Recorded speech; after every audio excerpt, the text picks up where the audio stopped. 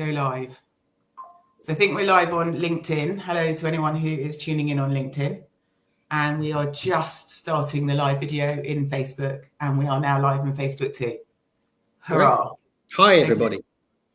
So hello, everybody. I'm Kate Friedman, and I'm the founder of Flexible Working People. And I'm here with Chris Hirst. Hello, Chris. Hello. Nice to be here. Good to have you. So let's give a bit of background to this. Chris is going to introduce himself after and tell us a bit about his career journey. But Chris and I have been talking for a while, actually, because we were talking about a leadership program that Chris has been involved in. He wrote the book, No Bullshit Leadership. And so some of you might have already seen Chris and I do some stuff together. But as we were talking, it became apparent that, Chris has got a huge amount of expertise and experience, and that I've got a huge community who, together we felt we could really bring some great value and insights to our community, tapping into all Chris's great experience as a leader, as a CEO, as an author, and just his journey. So we've brought Chris in as our new career expert, and we're really thrilled to have you, Chris. He is going to help us, or help you really, to navigate any career challenges you're having at work in relation to kind of any aspect, I think, of your career, whether that's getting hired, getting fired, hopefully not. These things happen. Navigating redundancy, we're going to talk about that a bit today. Management, leadership, and kind of everything in between. So there are kind of no things that I don't think that Chris is not happy to cover, which is fantastic for us. I'm just going to give you a bit of background to Chris before I hand over to him, because I think it's just good to contextualize kind of his experience. So he's an internationally recognized business leader. He's got more than a decade of experience in global CEO positions, and built his career, I'm going to read this, on taking broken businesses and turning them into world beaters. And in his words, learnt the hard way from failures as well as successes. Through his career, Chris has had many highs, but an equal number of lows, very low lows, and learned at least as much from the latter as the former. And I know that this is something that we're also going to touch on today. I've mentioned that he's written some books. His first book was No Bullshit Leadership, and that was named UK Business Book of the Year in 2020. His second book, No Bullshit Change, was shortlisted for the same award. And actually, Chris has got a third book, keeping him very busy, coming out in the new year, in June, actually, which is What Nobody Tells You About How to Have a Great Career. So I feel like we're in great hands with you, Chris. And it's great to have you coming in to be our career expert. So enough from me. Why don't we start, and why don't you kick off by maybe introducing yourself a bit and your journey, your career path? Where did you start and what was your path to global CEO? I think people would find that really fascinating. Okay, great. Well, inspired you. Okay, great. Well, thanks very much for the introduction, Katie. And hi, everybody. I'm really excited to be here. So my background is I did a degree in engineering, of all things. So my first job actually was in a glass factory, a company called Pilkington Glass in St. Helens.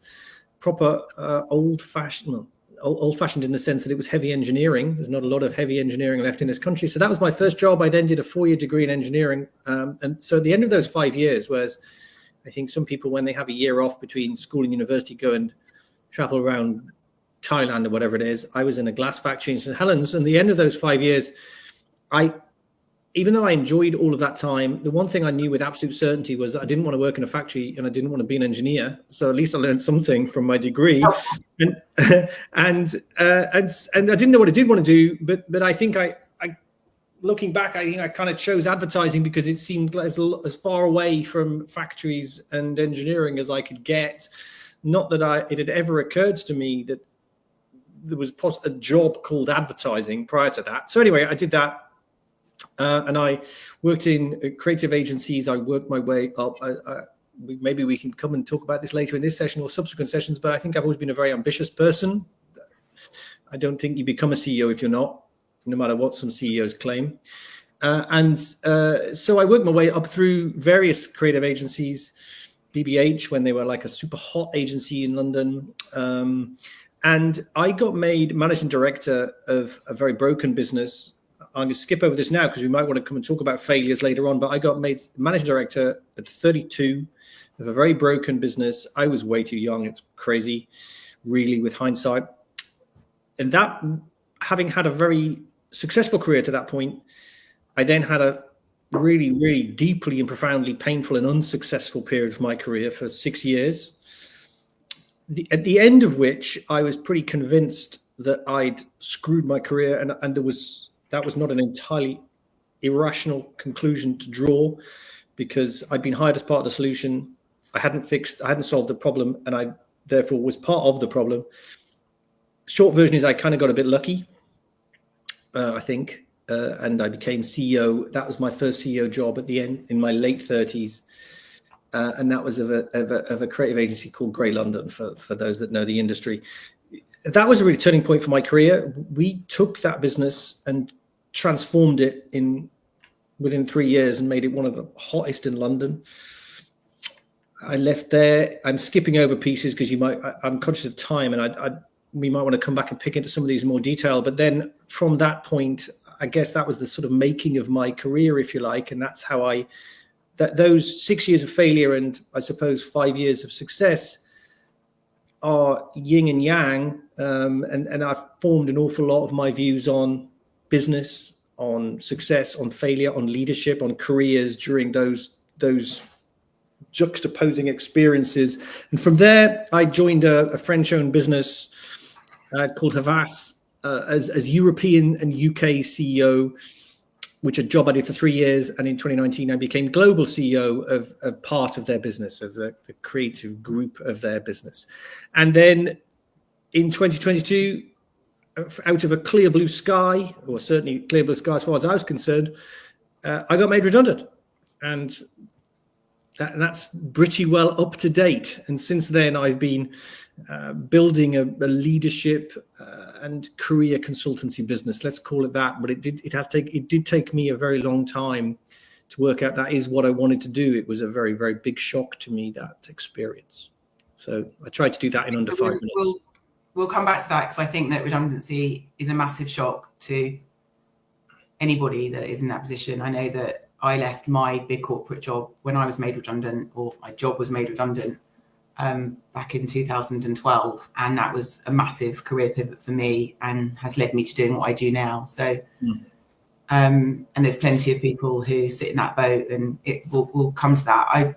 I'd like just to touch on this turning failure into success, because I think that it's a bit of a cliche, but actually that's what you've done, and that's what so many others have done. So can we just talk a little bit more about that? You said that you thought you'd ruined your career. You know, you hadn't done what you said that you're going to do, and then you got made CEO. There's kind of a bit in between that we're missing. Yes.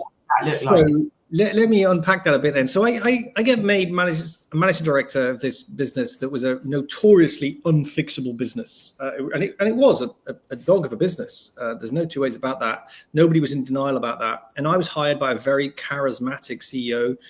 I was hired along with 3 other people at the same time. So there was 5 of us as this new hotshot turnaround team, and I was so excited about this job. I really, really was excited about it. And it might sound a bit counterintuitive to say, why was I excited about, joining a business that was a really broken business? Well, I was excited about it because I kind of clearly remember looking around at the other 4 people, all of whom I knew either personally or by reputation, and thinking, you know what, I think I'm kind of a big deal, and I think they're all pretty good. So this is going to be straightforward. Everybody before us just wasn't doing it right.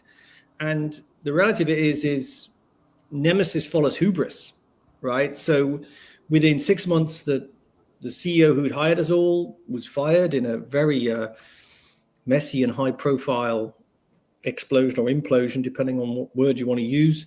Within about 18 months, the other people that I'd been hired with had left of their own volition, and by the way, gone on to enormously successful careers. And I stayed. And I think I stayed because I lacked the courage to leave, in truth. And, by the time 6 years later, as I said, I'm still there. I'm still in the same role. I've been passed over repeatedly to become CEO, probably rightly. I wasn't going to get hired into an equivalent job by anybody else, because why would they hire me? Because I I hadn't got anything particularly going for me because we hadn't achieved what I'd been hired to achieve. And I didn't have the courage to step out and take what would have had to be 1 or 2 steps back to reset my career and go again. So at that point, it really was a real low point for me. I felt lost. I was objectively failing in my career ambitions, and I was objectively failing to fix the business I'd been hired to fix. And I couldn't see any way forward really within the company I was in. And then 2 things happened, basically.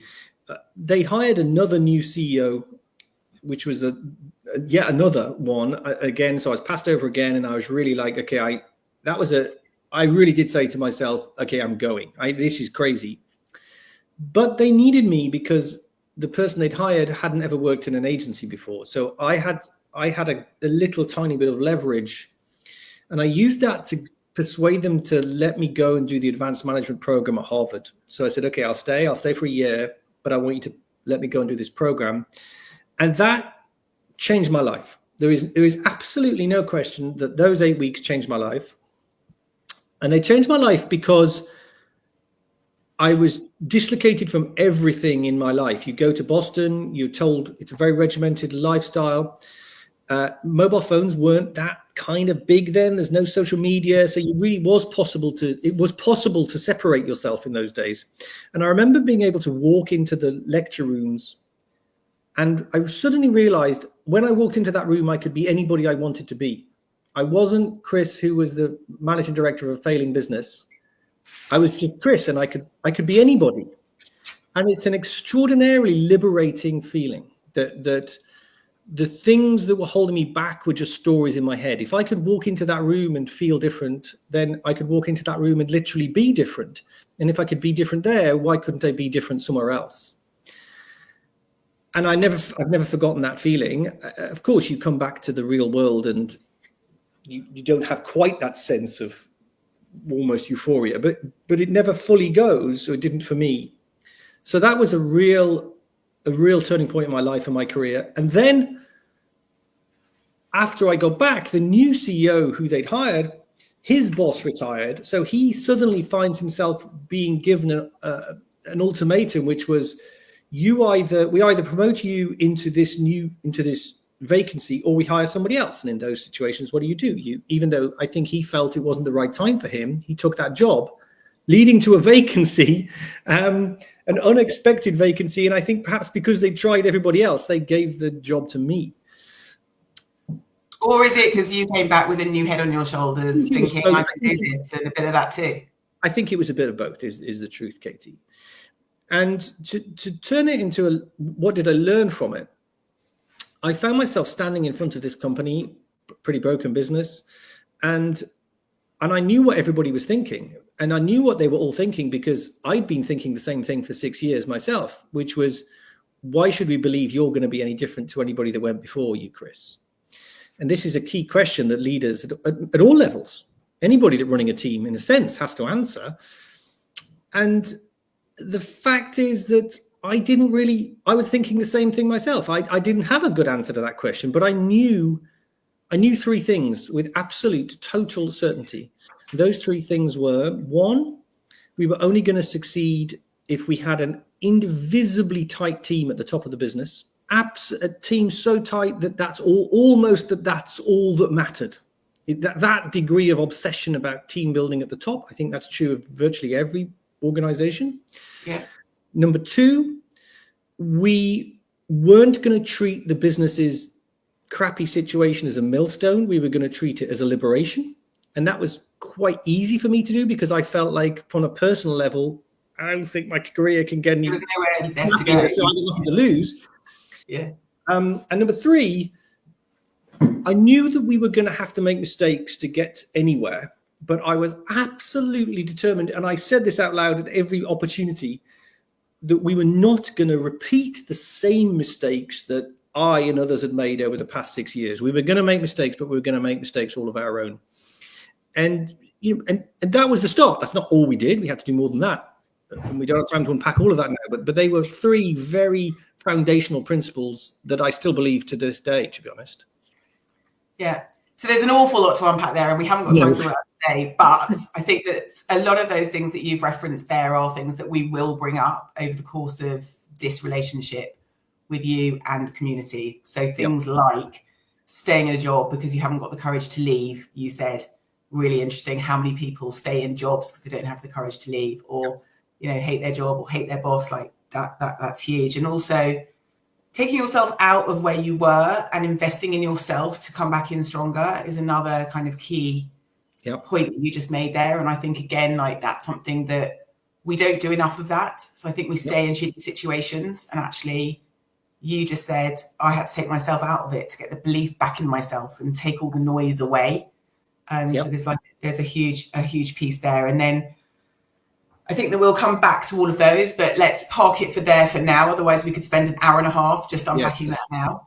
And one of the things that you just said was about hiring a really tight and invisible team at the top. I want to talk about hiring more generally, because I think that's one of the big things in our community is all around getting hired. And how do you get hired? And we talk about interview skills and CVs and how to manage yourself in an interview, but you've hired probably hundreds, if not thousands of people. Must be. Must be.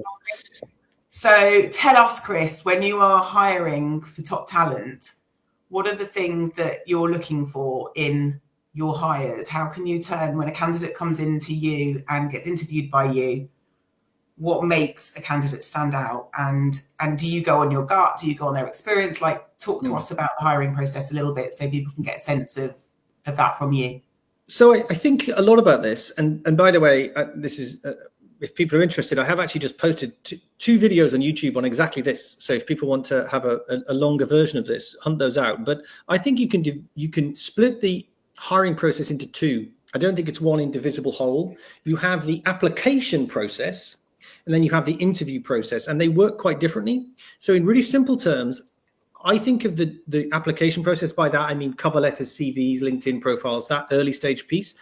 For many jobs, this sounds really a harsh thing to say, but for many jobs, that is about rejection, because for nearly every job, there are way too many applicants than there are places. And so that stage, nobody gets a job based on their CV, but you can get kicked off the list based on your CV and application letter. So that part is about the employer whittling people down to a group small enough to meet. And so the thing there is about staying in the game in crude terms. And then the second part, however, the interview part, at that part, that's very much they're meeting you because they believe you might be the solution to their problem. So there's a really stark difference between the two. And I think that's an interesting thing to think about from a mindset point of view. I also think all of us, when we think about who we are as it's certainly in terms of our career, we can think about we're all a blend of aptitude and attitude, okay, skills and personality. And I think that first half of the process, the cover letters and CVs, is primarily about aptitude. It's about skills. Do you have the right skills and experience for this job? And the interview piece is about attitude. It's about personality. There might be a little bit of checking in to make sure that you are who you said you were. You know, you're not bullshitting, basically. But essentially, that aside, the interview really is about understanding you as a person.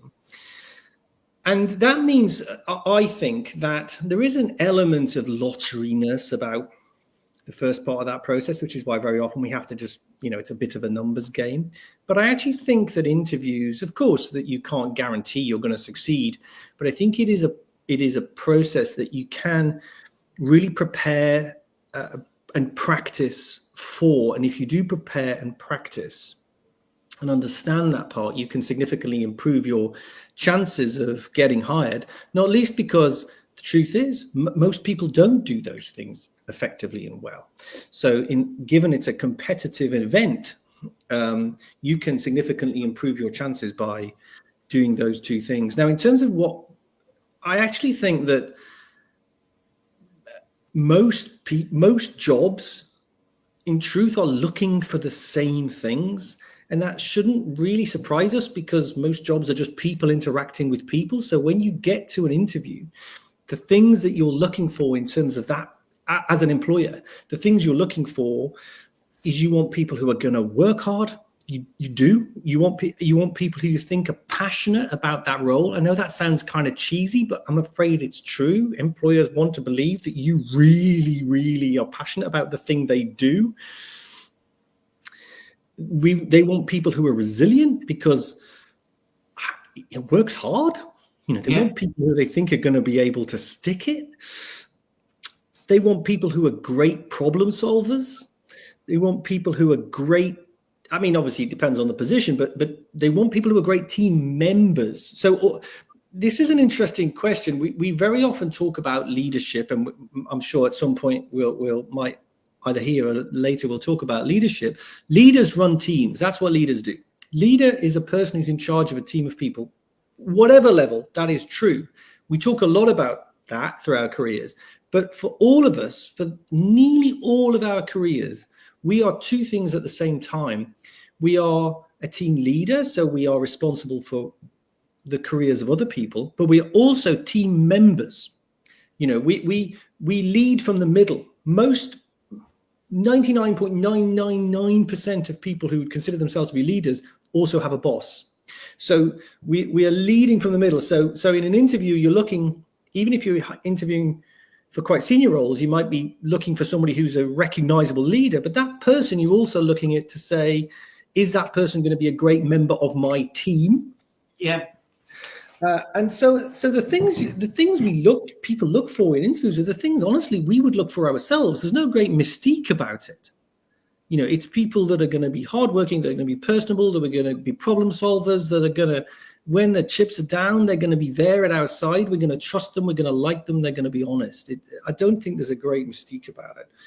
And I think that's the same for any job you go for. Any job. This is what any job anywhere. Yes. Yes, coming into that interview with the right attitude and showing them that you can be a member of their team, you're going to fit in with their culture. And I think it's a two-way thing as well. It has to work for you and for them. So if it's not a fit, it's not a fit. So I like the way you've distinguished attitude and skills in CVs. Attitude and aptitude, I think. And attitude, prove it to, show me, bring it to life.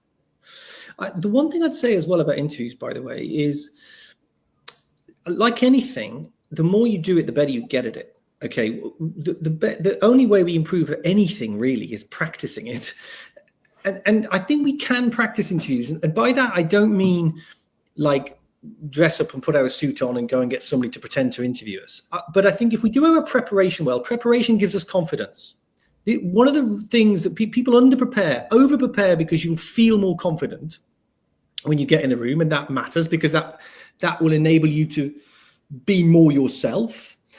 But one of the ways that we can practice is to just get somebody, a friend, to just sit and go and just chat GPT, write in exactly the role and job you're going to go for, and say, give me the 10 questions I'm likely to get, and sit with somebody and just get them to ask you those questions. You don't have to perform in front of them, but saying things out loud gets you used to formulating answers to the type of things you're going to get asked. So you can practice without it feeling weird and icky and having to role play. How are you going to answer? The types of questions they're going to ask you. And it's knowing your CV is one thing, but actually being able to talk to it and talk to your experience and it's making that leap from here's what it is on the page to, but now I'm going to bring it all to life and be able to articulate that to you in a really engaging and articulate way, so you get a sense of me rather than. Well, also it's doing reps. It's muscle memory, because very often we found ourselves in positions. Let's pretend we're doing a presentation. It's quite. There were some analogies. We sit at home and we know we've got a big presentation the next day, and we've got our deck and we look through it in our heads. And we think, yeah, I've got it. Yeah, I know all of this. And you stand up in front of people and your brain melts and you can't think of a single thing. The reason that we practice out loud is because it's different saying things out loud. And so one of the advantages with just saying no, it almost doesn't matter what questions you're answering when you're practicing, but just getting used to getting your messages across, which is what an interview is about, kind of irrespective of what you're asked. But saying it out loud, getting that muscle memory really, really makes a difference. So often we'll think, yeah, I've got it. People will read it in their heads, and it's totally different. Correct. So I think that's a... Sorry, I interrupt you, but I was going to say, I knew that this would go over, and I'm fine to go over slightly. I told you. I did warn you. I know that. There's so much to cover. It's fine. But we can continue, and if people want to come back in and watch, we'll continue for another 5-10 minutes. But I was going to say, even like a basic question, which is a very natural opening question in interview, which is tell me about yourself. And you'd think that was such an easy question to answer, but actually, every time I've ever been asked that, I hate that feeling about, well, what am I going to say? And do you come out with rubbish like, oh, I'm a mum and I'm a this and I like sports, or do I just talk about my career? It's practice and know what you're going to say when that question is asked, because it's going to be asked. Exactly that. And I think a lot of interview questions as well, I'm not sure that it really, I mean, obviously you could say some things that are super dumb. Let's put those to one side, but it's not, you could argue it's not even so much about what you do say, it's how you say it, it's how you frame it. And so you're right. I mean, and a question like that, you can just think, well, if I get asked that, here's the 3 things I'm going to say, and I'm going to have thought about them, and this is what I'm going to say. It's about being able to say it kind of with confidence and not looking like you're making it up or you're bullshitting. Practice. Yeah, definitely. So I wanted to cover this flexible working piece just because we are a flexible working people community, and because you've led teams and run businesses, I'm really interested to get your perspective on this. So we're going to talk about that briefly. So we obviously fundamentally believe that work happens in the brain, not in an office. We believe that we should be measured on outputs, not presenteeism and being in the office. It's about inputs. But yes, that's where I was going with that.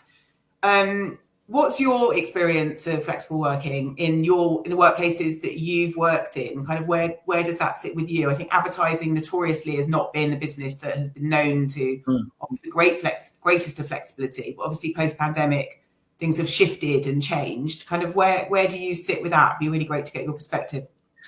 So my headline, I agree. My headline is, I think presenteeism is bullshit. And I think that hybrid working, which is how I think about it, and by hybrid working, I mean sometime at home, sometime in the office, is a really good, done properly. And I will unpack what I mean by that. Done properly is a good outcome for everybody. It's a good outcome for employers, and it's a good outcome for individuals. That said, I think that the way to think about business for me is that I think of the smallest individual unit of a business is not an individual. The smallest individual unit of a business is a team. And I talked about teams at the start, and I absolutely am convinced about this, because good teams are greater than the sum of their parts.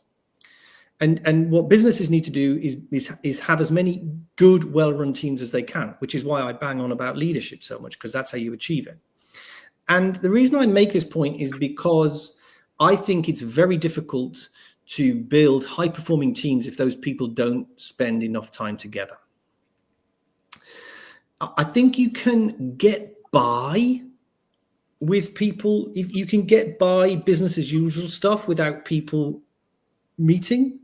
But most businesses, most of the time, need to do more than get by. And so you have to have people together. I'm not going to prejudge how much of that is, but I would say, as a rule of thumb, in the businesses I've been involved in, that's 3 days a week minimum, I would say. Now, that said, people tend to talk about flexible working or hybrid working in terms of numbers of days. And I actually also think there's a better way of thinking about it, which is just it. For example, everybody has, it's about us being able to accommodate our work and our lives together. That for me is what hybrid working is. Can I be as close to my best at both of those for as much of the time as possible? That's the ideal outcome. And so that might be for some people, you know what, I can go into the office every day between, I don't know, 8:30 and 2, but I have things in my life that mean I need to leave at 2 every day. For other people, it might be, you know what, yes, Tuesdays, Wednesdays and Fridays work great for me, but Mondays and Thursdays don't, or whatever it is.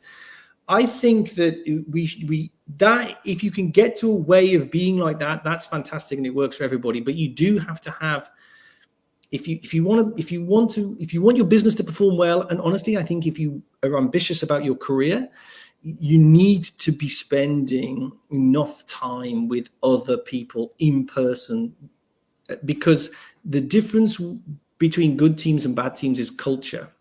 And I think it's very difficult, and it's very difficult, I think, to create really effective cultures if people don't spend enough time together. I think that's the argument that businesses are giving. They're saying, you know, we need. I buy it. Whether it's popular or unpopular, I don't know. I buy it. Culture. And that's the reason people are calling them back. But then, and Amazon, for example, has done a complete about turn and gone, we just want everyone back in the office because that just makes it simpler. And I don't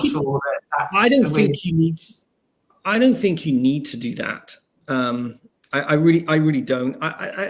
It's interesting, you know. I get asked this question so often. I spend a lot of time with CEOs in all sorts of different businesses, and it's amazing, unprompted, how quickly a debate about flexible working comes up. I mean, it's almost like within 5 or 10 minutes, like off the record, over the coffee, afterwards, or before I speak, or whatever it is, people will talk about flexible working, and I find it really interesting. I feel like it's if anything, it's the biggest unresolved question in the workspace at the moment.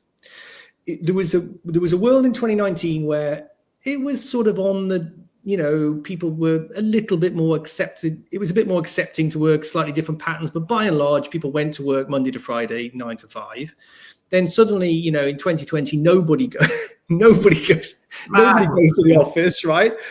And so you've got this pendulum swings, and it feels like this pendulum is still swinging, and nobody's settling into. I call it the hokey cokey. Yeah, we're in the office, we're out the office, in, out, shake it all about, and at some point we're going to land somewhere. But I think that the hybrid model is kind of the best place it's going to get to, so to speak. Like the spectrum of flexible working is broad, and actually hybrid's probably the laziest form of it in a way, because it's only talking about where we work, not how we work and when we work. Well, except that, yes, I mean, I don't totally disagree, but I think we have to, for me, we have to understand, I believe, in the vast majority of jobs, we are a part of a team. You know, what if I see my job as, you know, we just talked about the interview process, and we said there's aptitude and attitude. And the first part is, has this person got the skills? In most jobs, honestly, the skills aren't that difficult. You can learn the skills. Most jobs. What really is the thing when it gets down to it is, who's this? What sort of person is this? Is this somebody who, when it's really tough, when things are difficult, this person's there, I can trust them, they're helping me solve problems. And that's a consequence of being a great team member. Of course, you can be a great team member at home, you can be a great team member wherever you are, but you have to have enough time together so you build those human connections. That is the thing for me. We did quite a lot of work with Clive Woodward when I was at Grey, who's the guy who, you know, the rugby coach, and he was director of sport at the British Olympic team in 2012.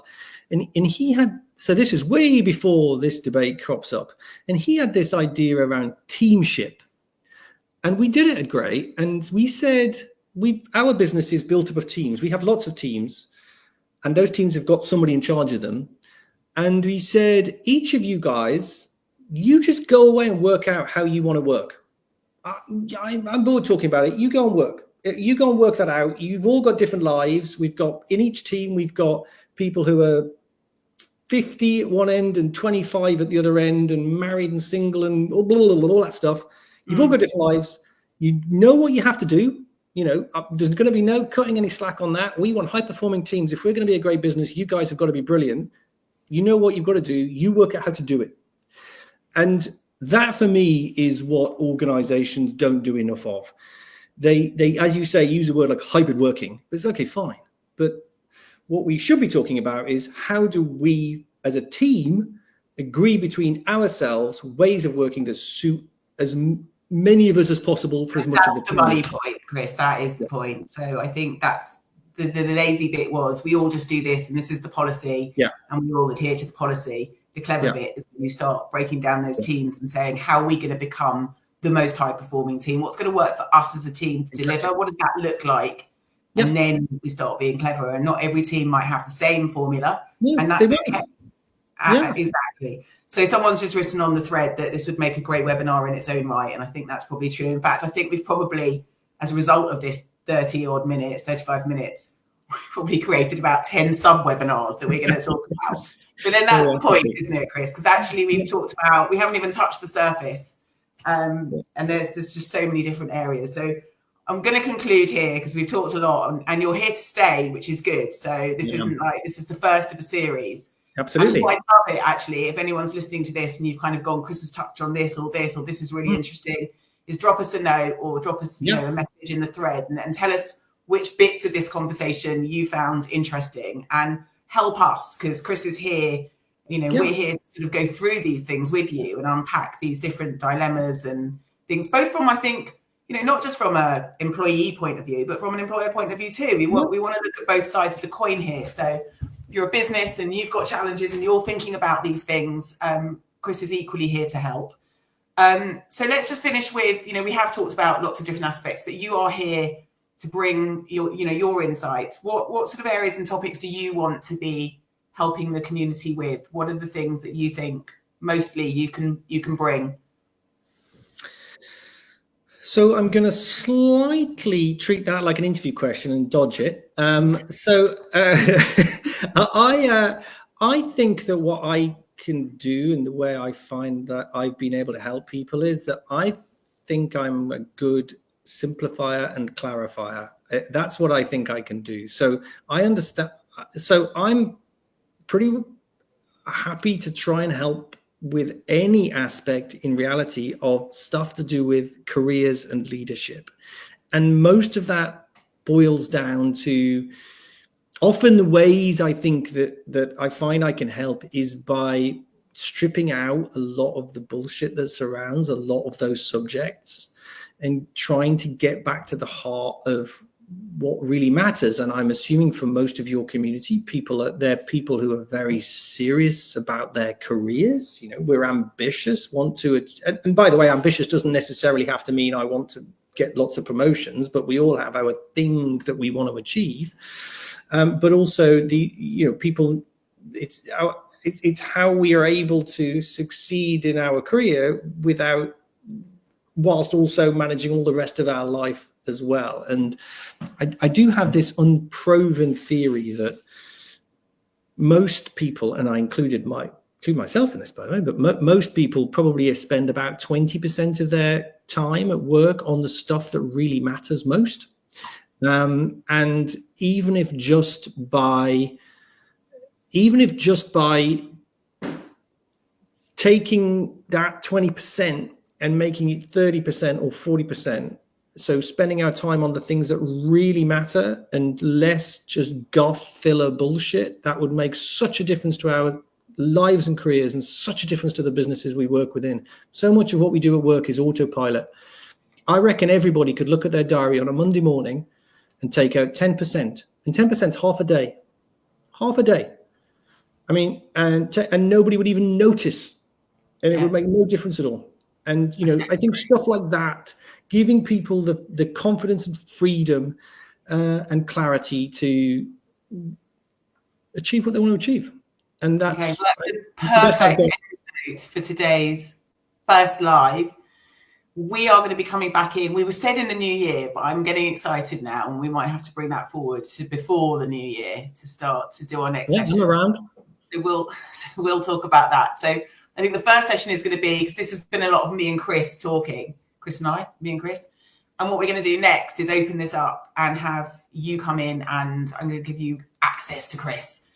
Chris SOS. So Get what you wish for. start thinking about those issues that you're having in the workplace, whether you are working somewhere and you need help, or if you're a business that needs, you know, to tap into some of Chris's wisdom. And we're going to have an open session. I'll make it a bit longer, maybe 45-minute session where you can come in, and we're going to do Chris SOS, and we'll sort that out. So stay tuned for that. That'd be brilliant. I would love to be able to do that. Yeah, that sounds great. So thank you, Chris, you got some lovely comments here. Damn fine human. These are obviously some of your fans who are watching. I didn't know. Yeah, it's obviously not my mum. That's for sure. No, not your mum. Definitely not your mum. But we've got some lovely comments. No, but a huge amount of value. I've really enjoyed this. I know that you're going to be a great asset to our community, and I'm really looking forward to hearing more from you. So let's leave it there for today, and stay tuned for news on when Chris will be coming back into your inbox soon, or into your stream. All right, take care. Have a good day. Thanks everybody who's listened. Thanks everybody. Thank you. Bye. Bye.